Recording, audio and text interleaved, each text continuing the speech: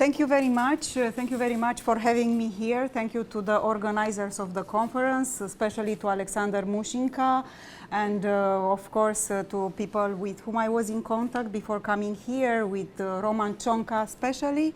I will start with Emilia Horvatova.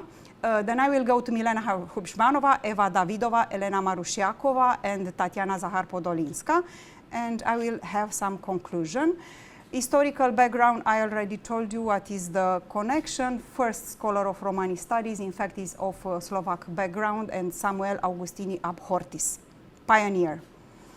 Emilia Horvatova, in her formative years, she specialized in ethnography, in history of art. She has served from 1960s as deputy director, and then from 1975, she was at University Jan Amos Komenski. In 1976, she received the title docent, member of the editorial board of the journal published by the nowadays Institute of Anthropology Slovenski Národopis. And in the Slovak National Libraries, in the collective catalog, I found 152 works of her, but none of them was connected to the Journal of the Gypsy Lore Society. Yeah, so that's why I started this research. For her, for Emilia Horvatova, there is a bibliography which was worked by Alena Taborecka in 2004 published, and there are other small biographical notes. Well, I came to know, and thank you very much again for having me here, that there is the Rominsky Institute in Bratislava, this NGO advocating human rights and promoting social inclusion and marginalizing Roma communities. And the leading activist and scholar Klara Orgovanova has obtained the library of Emilia Horvatova. So it means that her library and the manuscripts, published and unpublished, are in her institute, in her Rómsky Institute. So this is a research to be pursued. I want to tell what is the work of Emilia Horvatova, Gypsies in Slovakia, 1964, focusing on history, ethnography, is the most comprehensive, complex work on encyclopedic character, work which is not surpassed until today. She specialized in the beginning of her career in research on Vlach Roma communities here in two particular villages. And so far I have not found many works reflected in the Journal of the Gypsy Lore Society, but my research goes on, and maybe I will find reviews and some reflections of her colleagues, because I'm talking about a scholar of an international repute. So probably her work was reflected, but so far I didn't find much. Next is Milena Hubšmanova. She's considered as the founder and main representative of Romani studies in Czech Republic, groundbreaking initiative of creating the BA program in Romology, which was followed later on by INALCO, Institut National de Langue Orientale in Paris, and later on by University of Bucharest. So colleagues, they were all colleagues and networked with Milena Hubšmanova. I'm talking about Marcel Curtiade and Gheorghe Sarau. In her formative years, she specialized in Indian languages. She was a scholar of Hindi and at the Oriental Institute of Czech Academy of Sciences, and Bengali, Hindi, and Urdu at Charles University. Hubšmanova has taken the task to standardize the Romani language based on East Slovak dialect, and the writing system is, as you know, based on Czech and Slovak spelling. This process of codification of the Romani language in Czechoslovakia, which was officially completed in Slovakia in 2008, represented a momentum, and the collective memory have credited her with, I quote from Cina, 2010, a very important article about Chachipen Paloroma, a global report on Romani in Slovakia, say important Romani grammar book. Hubšmanova was an outreaching scholar because colleagues from Gypsy Lore Society mentioned her, wrote acclamatory eulogy when she was no longer. Prominent scholar Victor Friedman wrote a very impressive obituary about Milena Hubšmanova. On the other hand, her complex scholarship as a researcher and translator from modern Indian languages needs to be in-depth researched in the context with works of the same interest. Because there was an Urdu translator with whom she worked, one Nasir Ahmad Zoberi, who was based in Bratislava. I have this information from Jan Marek, an article published in Michigan State University Journal of Asian Studies. I have this access to both sources, Romani, and because basically I'm a Sanskrit scholar, so I'm coming from Sanskrit to Romani studies. So, and Jan Marek makes a history of studies in Indian languages and literature at Prague, and he mentions this Ahmed Zobari, I don't have any other way to his, I don't know who is Ahmed Zobari and how he worked with Hubšmanova. Yes, and also similarly I found not yet addressed Hubšmanova's possible interest in the Journal of Asian and African Studies, which was published shortly. I came to know from colleagues from Institute headed by Tatiana Zahar-Podolinska. There was a Department of Eastern Studies which published shortly this Asian and African Studies. I want to see Milena Hubšmanova engagement with that journal, for instance.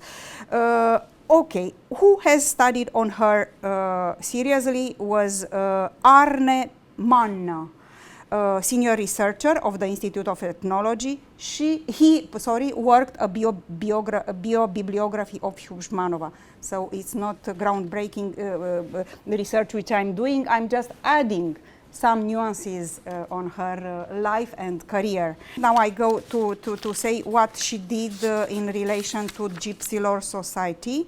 Her work on Roma origins on Jatis on castes system of Indian tradition was reviewed in 1973 by the scholar of Roma background, Donald Kenrick. And as I mentioned, Victor Friedman wrote a very good obituary on her in 2005.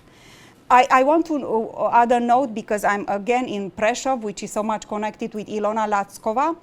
She inspired authors of Roma background to publish, like Ilona Lackova, and I'm happy to share with you, I don't know if you know that her most acknowledged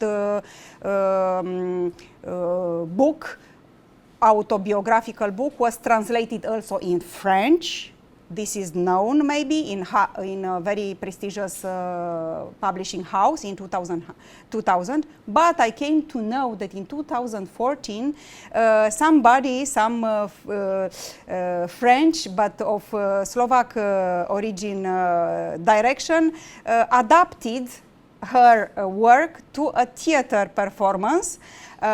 It's a 75 minutes theater and music performance, which was premiered in France on March 29, 2014.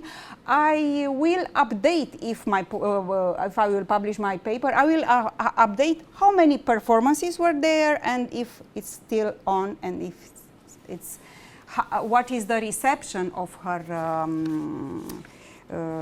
of this performance. My next. Oh, Eva Davidova, sorry. I cannot go directly to Elena Marushiakova before Eva Davidova because there is no Marushiakova without Eva Davidova who taught Elena Marushiakova. So she was an ethnographer. What is her connection directly with the Gypsy Lore Society? She was an officer in the board of directors. I found her in 97, 96, for instance. She published in the Journal of the Gypsy Lore Society, and what is more important, her work was reviewed by the scholars of the Gypsy Lore Society. There is a very an eulogy of her Romanodrome, which is here. There is a very nice review of Romanodrome on the Gypsy Lore Society's journal.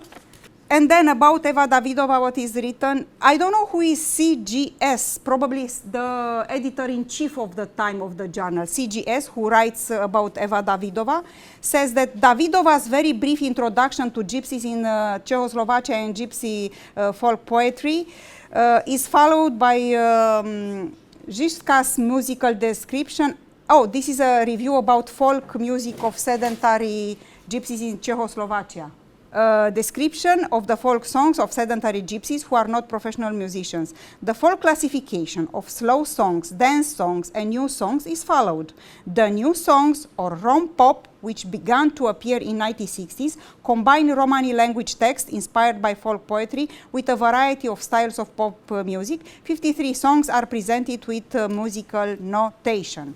Of course, the review is much longer. I just took one significant just to see the impact of Slovak work on the members of this very important and very broad network of Romani studies, which is now headquartered in your country. And her book received attention for documenting Roma life changes in Czech-Slovak region post-World War II, including the impacts of the 59 anti-nomadism law and subsequent assimilation policy. Romanodrome is the most comprehensive and revealing book yet written about the changes which have transformed the lives of Roma gypsies in Czech-Slovak region since the end of the Second World War. The special significance of this Roma for all Romani studies lies not just in their very high numbers, and by 1990s both absolutely and relatively they formed one of the world's largest Romani population. Eva Davidova explains how a 1958 law against nomadism marked the start of a concerted attempt of forcibly. So anyway, he writes in very appreciative way about her work. Next scholar is Elena Marushiakova. She was the chief editor of the Journal of Gypsy Lore Society, and during the time when she was the chief editor, she took the brave decision to make the journal very modern and make it online. So now it's online, free access, open access. This is one of the things. Second thing is that her work is the most, one of the scholars who are the most published in the journal, right from the 1995, I think, is the first article of Elena Marushiakova in the journal. Oh no, it's 1992. I apologize. First article, Ethnic Identity Among Gypsy Groups in Bulgaria. Then goes on in 95 up to 2004, another article, 2007, 2013, and 2020. So she is very much present in the journal with a variety of topics, as you can see here. I will not read. She promoted open access to the Journal of Gypsy Lore Society, and she was the president of the society. Tatiana Zakar-Podolinska, social anthropology, religious studies, contemporary Roma research. She's the current president of the Gypsy Lore Society and director of the Institut of Slovak Academy of Sciences. And she published significant work on Marian devotion amongst Roma in Slovakia. And her engagement with the Journal of the Gypsy Lore Society, her impact is huge. She even was a guest editor of one of the issues. on the religiosity and spirituality among the Gypsy Roma in 21st century Europe. And she published an article focusing on Roma religiosity. So as you can see, the current status is here. Bratislava is the new Gypsy Lore Society headquarters since 2024. And the Institute of Ethnology and Social Anthropology is global world leader for Roma research, which, yes. Thank you very much.